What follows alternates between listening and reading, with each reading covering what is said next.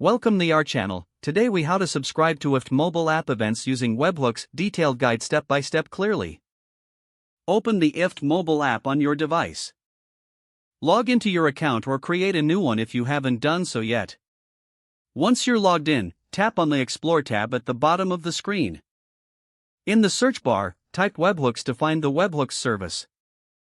Select the Webhooks service from the search results. Now, tap on the documentation button to access your unique webhook URL. Make sure to copy this unique URL to your clipboard. Next, return to the main screen of the IFTTT app. Tap on the Create button to start setting up a new applet. For the IFTTT section, search for the service you want to trigger the event. Choose the appropriate trigger from the listed options. Proceed to configure the trigger settings as needed. Now, move to the Then That section to define the action. In the search bar, type Webhooks again and select it.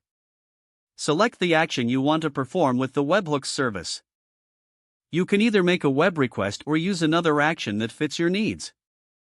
Fill in the required fields, including the webhook URL you copied earlier. Set the method to get, post, or delete based on your requirements. Add any additional headers or body information as needed for your request. Once you've configured every option, review your choices. If everything looks good, tap on the Finish button to create your applet. You should now see your new applet listed on your IFTTT dashboard. To test your applet, trigger the event you set up in the first section. Open the Webhooks service dashboard to monitor the requests. Verify that the request was successfully sent and received. If the page does not load, refresh the browser or try again in a private or incognito window.